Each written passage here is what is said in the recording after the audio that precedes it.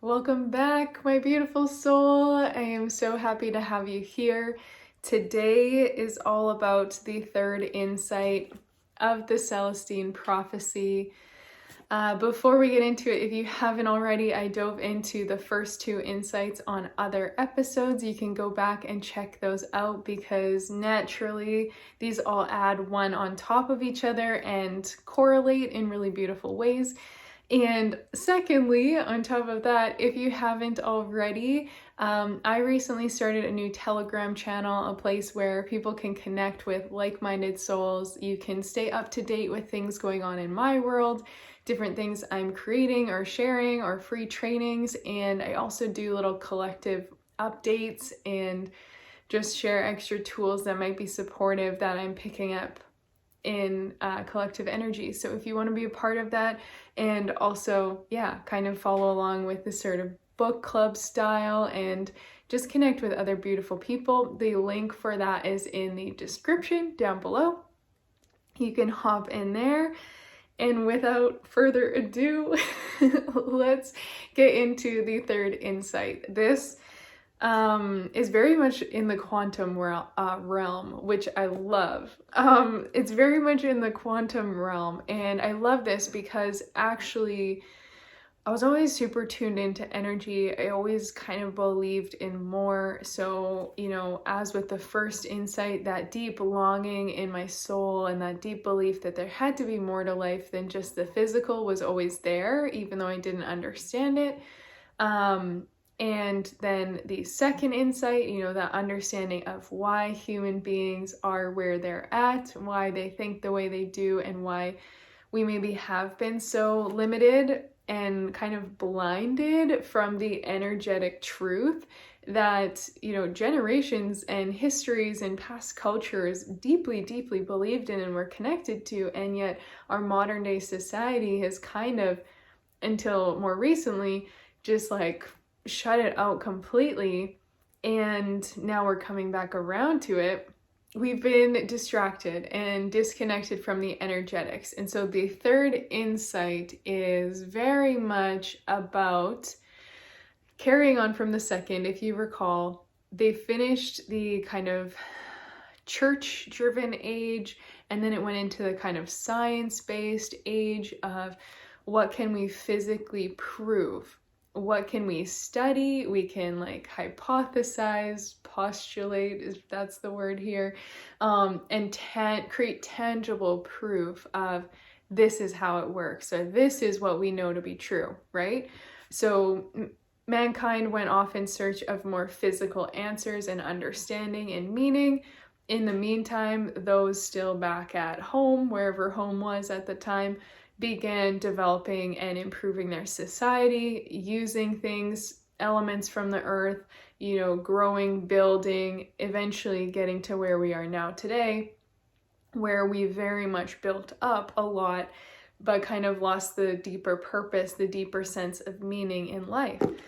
So that leads into the third insight here, which is how, initially everything that was physical we could understand. So you could touch it, see it, feel it, taste it, smell it.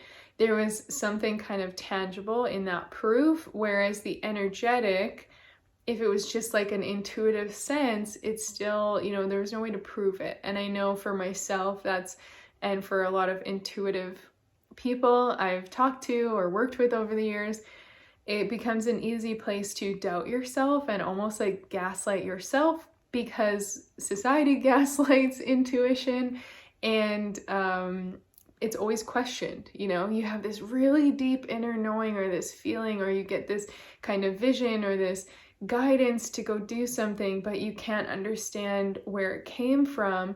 And so often we dismiss that and ignore it, and yet that is a little breadcrumb, as I ended off the last insight.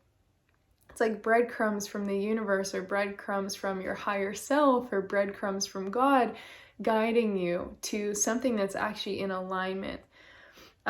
So science kind of focused on the physical things, but then all of a sudden different investigations came in things with Einstein showing that there's actually a lot of empty space in matter. Like every single particle of matter is actually like 99.99999 something percent empty space, and only the tiniest actual percentage is physical tangible matter, which changes everything, right? And that leads into my personal experience that I had that really like opened my eyes to this. Feels like a good segue, because I was just gonna say, you think of your body and like you can feel your body, you know that it's here, it's physical. But when you think of it that way, like 99.99999% of every single atom and cell and like particle of your physical body is actually empty space.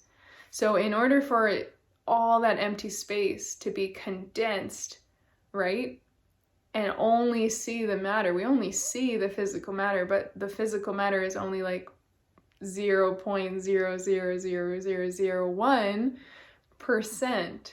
So in order for that to create a physical body, it's got to be very compacted. It's got to be very dense, if that makes sense. Soon after Derek passed away, I was like looking for more answers in my grief, definitely. I had tons of signs from him. But I came across this book, Life After Death by Deepak Chopra. I remember reading it. I was working for my dad at the time, like at his garden center, and it was like winter, miserable, cold, but I had found the audiobook. So I was listening to the audiobook while I was working and stuff. And there was a certain part in the book where it talks about the radio waves that were like that signal for the TV, right? And how we see the physical TV, but it's actually just a tiny percentage in terms of what's actually going to create the video behind the screen and the waves of energy and electricity that are making it run, and all these different components that we don't necessarily see like in our average day life. Obviously you can if you study it, but it was basically talking about all the things going on behind it and how it's just all these vibrating particles that are making up the images on the screen, that are making up the sound waves that are coming through. It's also just vibrating particles that have condensed into making the TV itself, right? But they're actually majority empty space in terms of the particles and the matter percentages, right? So I remember thinking like, okay, that's cool, but I didn't really think too much more of it. And then a few days later, I was at home. I was telling my mom about some things with grief and with Derek, and like kind of getting fired up, I think, about like what I believed to be true and what I was experiencing. And it was the most wild experience I'd ever had at that time, where I looked at the couch and like it was truly like I had put on 3D glasses, like where one eye's red and one eye's blue, the old school paper 3D glasses. And it was like I was seeing all the vibrating particles in the couch. So instead of seeing the couch itself, I was seeing it looked like the red and blue colors kind of overlapping over each other.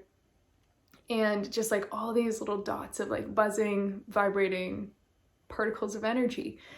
And I was kind of like, and I remember saying it to her because I was like, I mean, just like, look at the couch. Like that, I don't see a couch. I see all the particles of energy and all the little tiny intricate pieces that make it up. And then it becomes the physical couch. We see or feel or sense or know it to be a physical couch. But there's actually so much going on under the surface that we're unaware of. And I remember her kind of just looking at me like I was crazy, which wouldn't be the first time because like your girl's out there. But it was just this really strange moment where I got to kind of see behind, in a sense, like what's actually going on. And I think that definitely helped open me up more to energetics in terms of our physical healing and the quantum healing hypnosis work I eventually got into, as well as just understanding that like emotions are energy, and it's just this vibrating essence. So like when you're feeling sad, that's an emotional frequency and a vibration, and it is like a certain frequency, it's a certain heaviness, right? And when you're feeling excited and elated and like over the moon with joy and love and all these things, like that's a different vibration. And basically all the particles, everything within you is like up on that level, right? And so other spiritual teachers often talk to it about like boiling water. Like water itself is the physical essence, right? The physical thing. But when it is cold and it freezes, then it's dense, right? Which I equate to also like the sadness, the shame, the guilt, the grief. It just gets heavier, right? And you just feel more solid. In my darkest days, everything felt heavy. It was so tough to like get out of bed, to lift my foot, to like take the steps each day, right? Everything is just locked in and weighed down. And then you think of when you put water in the kettle and it starts to bubble, right? All the little bubbles are just the same as the vibrating particles that are starting to move faster. They're getting excited, they're like agitated and all these things. And it turns into the steam as it starts to evaporate, and it's light and it dissipates and it floats away. So when we understand that everything has energy and everything is just vibrating at a certain frequency, most of the things in our 3D world are vibrating at a certain density, and that's why it's a solid object. Like it's a solid thing, right? Whereas the higher vibrations aren't so solid. They're more like the steam and the energy that you can maybe see, or maybe like me when I looked at the couch that day, where you suddenly kind of see beyond the physical and notice the energetics behind it. And it's really, really cool. It's really life-changing because it not only changes the way you see yourself and therefore one another, but also your understanding of like being a co-creator and working with a higher power to align with these things instead of doing it from force and hustle and heaviness, right? So, okay. Basically, then it starts to talk into how, the best part, how the active observation alters the results. And so experiments, which once again changed the whole paradigm of what people had been taught to believe is true, right? Around how life works, around how we work, around what's possible. Now there's these experiments that start to show that when you break the particles in two and send them really far away, they will both respond at the exact same instant, even if only one is given the stimulus, right? They're still connected no matter how far they spread across time and space, which ties into the quantum healing work and how you can do some kind of healing, do something right here now, and it affects someone else who you're maybe quantum entangled with, or it affects the past versions of you, future versions of you, right? Where time isn't linear and it's actually all existing at once. On top of that, also how they studied and could see that when they tried to observe how the particles of energy operate, the act of observation itself alters the results, as if these elementary particles are influenced by what the experimenter expects. So all of this, understanding that energy itself is malleable to human intention, is that what it says? Human intention and expectation, in a way that defies our old mechanistic model of the universe. So the third insight is teaching people that it's beyond the physical, that it transcends the 3D.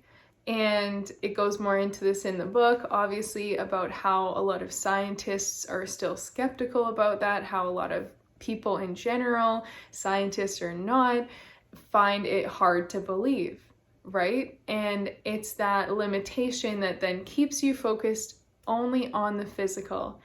And the thing about the physical is that it's harder to change. It's a lot harder to force something to happen in the physical world. And you're like, I have to do it this way to make it happen. I have to exert all the effort I could ever muster to like push this wall. That's so hard, right? That's because you're operating from the third density. You're operating only from the physical. But when we start to look at the quantum realm and when we start to look at the energetics behind these things, and we realize actually there are like a lot of different things that could help move this wall. There are alternate realities where the wall doesn't exist. There are alternate realities and timelines where the wall has already been moved. There are realities where by doing this one action and doing something over here, it actually like maneuvers something in a quantum way I could never logically understand or expect. And when I come back to the wall actually looks different or something has changed, right? There's so many different variables when we're working with the energetics and those higher realms that are not available when you're just stuck in the third dimension. And I can speak to it in terms of a lot of different quantum healing work I've done where someone will have a physical symptom, they've had a physical issue in their body for years. Like my ankle's been a problem for 10 plus years, my back, I've had chronic pain in my back for 15 years, nothing seems to fix it. No matter what I do or try, it doesn't go away. And we do a session around what's actually there. What is the stored energy? What's going on here? Sometimes it shows up and it's a past trauma that they've held there, or an emotional, energy in essence that's just kind of locked in, and that's how it's manifesting in the physical body. And when we clear that, and when we look at the energetics of like what needs to go and what can we fill in, how can we create the higher vibrational emotions that clear this out, all of that kind of stuff, and see the reality, the version of you where that's already healed or that doesn't even exist. And in one single session, that pain that they've had for years is gone. And weeks later, it still hasn't come back. And I've had this happen with countless clients. I've used this understanding of energy to heal my knee after I had knee surgery years ago, because I was told like I wouldn't be able to do many things at all, kind of beside walking, and without like tearing the meniscus again and needing it to be fully removed. And I didn't want to like give in to that 3D reality, and I also didn't want to take any kind of painkillers for the pain afterwards, because I don't really believe in that, and that's how my brother passed away. So I did healing work and worked with the energy and seeing the particles, the cells like vibrating, seeing it as this healthy, healed, getting stronger than ever, like infusing this different kind of energy into that, then the frequency of fear and limitation and barely being able to walk or whatever, all the things that the doctors had said, like choosing a different reality and doing the energy work, and it healed so beautifully. And like then I got to do the things I wanted with swimming, yoga, other kind of exercise. So when we get stuck in the physical reality, we're limited to the physical laws. We're limited to what we can see, what we can touch. And if we only believe in that, it's a very limited life. It's very heavy. And I would say, having spent a long time there, it's not very enjoyable, which is why I speak so much about being limitless, because when you remember, I don't know if you'll hear that, it was really loud. When you remember your limitless truth as an energetic being having a human experience, then you realize these 3D limitations can be transcended. And what feels so heavy or so real or so trapped, and you're like, this experience happened in my past and it's so real and it's so heavy, I feel stuck here, how could I ever move forward? Well, that's the 3D. When you get into the energetics and you can start to see from higher ways of thinking and being, and tune into different frequencies or bring in higher frequencies, you can start to shift those things. And I feel like I'm not explaining it very well at all, but the last thing I'll touch on here is that they speak about in the third insight how, energy can be perceived by beauty. And I think they get into it further in other insights about trusting the things that feel good. And I would say that's the key, right? Because when things feel heavy or dense or stuck or limited and you feel like constricted in order to find a way through, that's usually a sign that that's not meant for you, or that that's not the right path. When things feel expansive and exciting and it opens you up and you feel elevated, you feel lighter, you have even you think of when you have motivation and it's like there's this spark, there's something moving behind it, because that's what your soul is calling you to do. And so you're being pulled and guided all the time.